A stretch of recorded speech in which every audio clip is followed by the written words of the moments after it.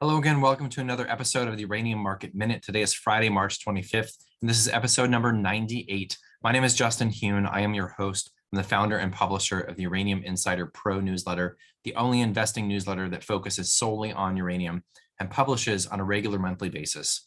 As always, nothing in this video is intended to be investing advice. I'm not your financial advisor. This is not financial advice. Please always do your own due diligence when it comes to investing. And always take responsibility for your own choices. All right. Thank you so much for being here. Really do appreciate all of you. A couple pieces of housekeeping before we get into today's video. First of all, my friend Jimmy Connor from Bloor Street Capital is hosting a uranium digital conference. This is next week on March 31st. It is free, and the link to register is in the description for the video right down below.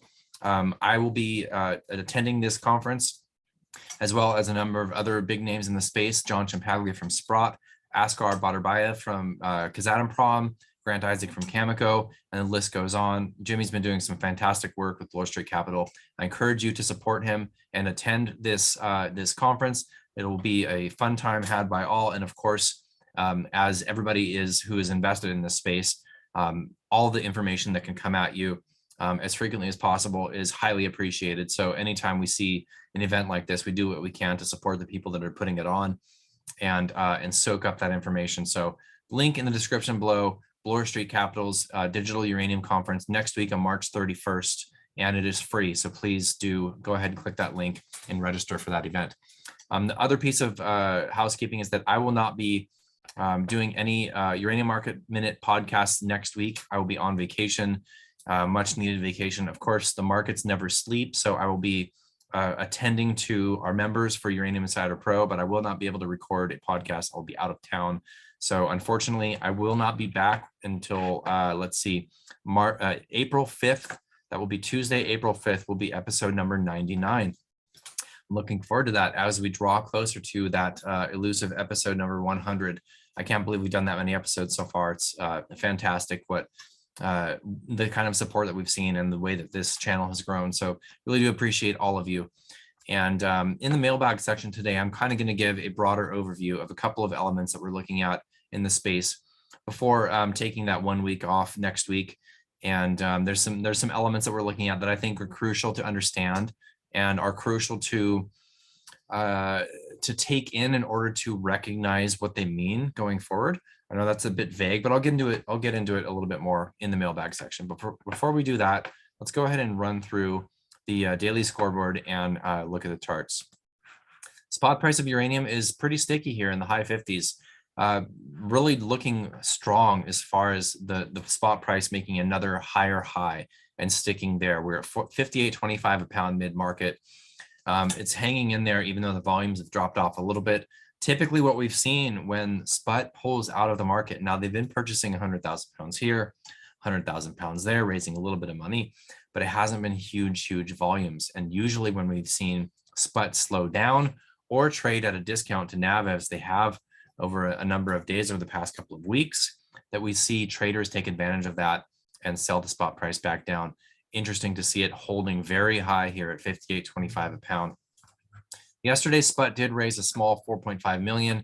They purchased another 100,000 pounds of uranium. That's 11.6 million pounds this year alone, the last 11 weeks. And they've raised now 600.8 million in new capital since the beginning of the year.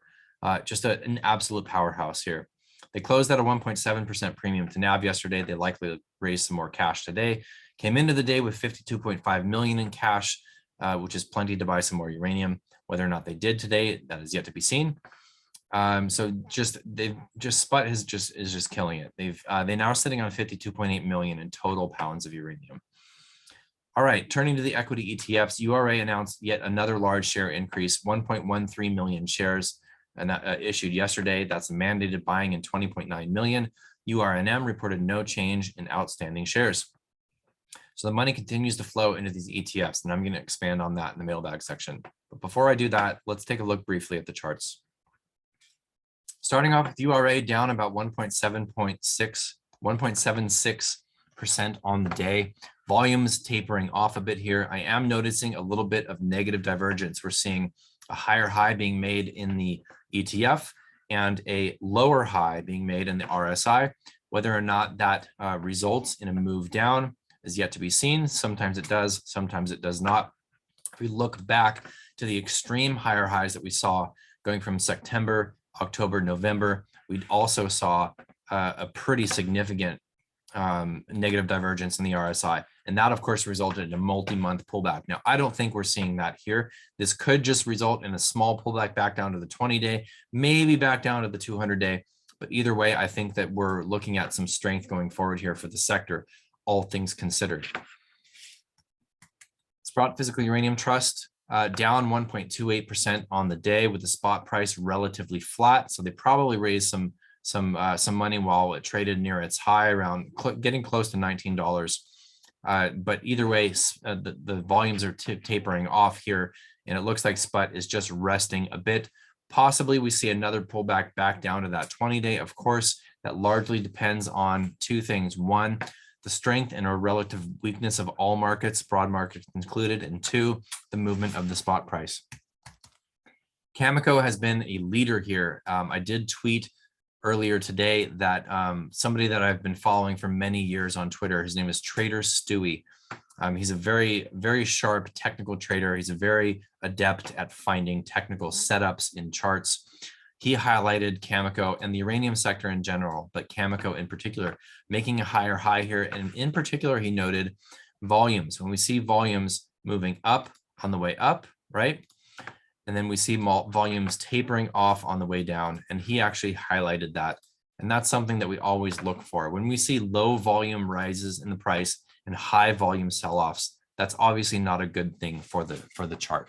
In this particular case, Cameco, absolutely a sector standout here. Volumes tapering off on this pullback. I would look for a pullback back down to this $27.94, just about $28 range. And that would be a place, in my opinion, to add if you are positioning here. All right, so for the mailbag section, I'm going to highlight just a couple of granular pieces of data in terms of SPUT and in terms of the ETF flows, and also talk about a couple of bullish fundamental elements that have come to light in the past day or two. So first of all, just SPUT has absolutely crushed it this year. All right, so far this year, SPUT has purchased 11.6 million pounds of uranium. It's absolutely astonishing. UPC sat on 18.5 million pounds. That was as of August of last year. Now their at the market financing took a few weeks after taking over UPC, and that didn't go live until August, the third week of August. So in 7 months, SPUT has purchased 34.6 million pounds of uranium. If you are new to this space, I don't think you understand how incredible this is. Uranium Participation Corp from 2005 to 2018 accumulated, or excuse me, 2005 to 2021 accumulated 18 million pounds of uranium. All right, SPUT has accumulated twice the volume that UPC did in 15 years in 7 months. It's really, really astounding. And of course, this vehicle was set up to be driven by financial flows. So it's important to grasp that. It's not just this is an entity that wants to buy uranium. It's that this vehicle was created in a manner to message to the market that if you purchase this vehicle, we purchase physical uranium. That's essentially what's happening here. And so what has happened? How much money have they raised? $1.6 billion has flowed into SPUT's ATM in 7 months. It's very important to understand this for many reasons, and to note that though we've seen a price rise from the low 30s to the high 50s since last July, or since last year, I should say, earlier in the year, the institutional money continues to pile into this space, okay? So this is not institutional money trading in and out. This is continuing to position.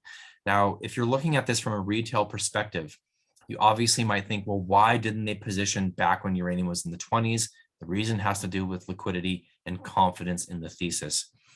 I mentioned this yesterday, and that's why it's worth reiterating before I take a week off next week. Institutional money can be unbelievably cutthroat. And when institutional money sees two things, sufficient liquidity and the ability for that investment by that institution to materially move the market in their favor, it is absolutely game on. And so as this sector grows, well, from a retail perspective, you might be thinking we're getting close to it. It's time to be getting out because we've already had a 60, 70% move in the price of uranium over the past 12 months. How much higher can we go? I'm telling you, we're going a lot higher, a lot higher. And the institutional positioning is only just starting. Now, I want to turn now to the ETFs and just note some numbers here. And I know that I mention most of this every single day, but as of last night, the assets under management for URA was a hair under 2 billion. URNM was just over 1 billion. For the first time, the joint assets under management of the two together has exceeded $3 billion. That's for the first time ever, okay? So this is really big here because money continues to flow into these two ETFs. Assets under management combined of these two ETFs has increased by 60% year to date. 60%. Okay, that is a factor of two influences. One, the increase in outstanding shares, and two, the appreciation in the price of the holdings of the ETF. Those two things combined is 60% increase, or an increase of over $1 billion, 1.14 billion AUM combined for the two ETFs. Now, the reason I bring this up and why I reiterate these 2 points that I've already mentioned in today's mailbag and in every Market Minutes mailbag is because we watch these elements and report on these on a daily basis for a reason. There's a reason. You have to read the tea leaves on this kind of stuff. This is not a sector that is driven by tourists. Yes, there are retail investors that come in and out. That happens in every sector, okay? And there's nothing wrong with that. It makes a market. It's important to understand the flows into SPUD and the ETFs to recognize what the institutions are doing, and it's clear what they are doing. One piece of news that I think is really important to point out, I did mention yesterday that Senator John Barrasso from Wyoming has introduced a Senate bill for the banning of the importing of Russian uranium. Well, now there's been a bill introduced by the House, and it's bipartisan, introduced by 2 Republicans and 2 Democrats to do the same thing, to ban the importation of Russian uranium. Now, whether or not the Senate bill or this House bill pass both the Senate and the House and get the president's signature, we don't know yet. But what we do know is this is affecting the fuel cycle, that this is affecting the purchasing patterns and purchasing habits of the US-based nuclear utilities. This is having an effect. We continue to see movements up in all elements of the fuel cycle. This situation is not going away. This is not going away anytime soon. Of course, we hope for peace to come to the Ukraine and to Russia and this whole situation. We want the fighting to stop, of course, but we're not going back to intra-country commodities trading between these powerhouses, global powerhouses. Global geopolitics between these countries has changed, and I don't see it going back to normal. And all of that is to say that this geopolitical scenario, combined with the increasing and continuing positioning of institutions in the uranium market, in our opinion, is going to result in a much, much higher uranium price. And that could happen at any moment. And it's very, very difficult to predict the short term in this market, which is why we tend to buy dips and hold for the mid to long term. And we want to be positioned before that move happens, because when it happens so unbelievably fast. All right, so before we get to the next Uranium Market Minute, which is going to be on April 5th, Tuesday. April 4th is Monday. That will be the release of our April Uranium Insider Pro newsletter. Gosh, there's so much to cover this month, and it's going to be an opus. We go very, very deep into the fundamentals. If you are interested in having a sample newsletter from the previous month from us, get an idea of the type of content we put out, there also is a link in the description below to receive a free sample newsletter.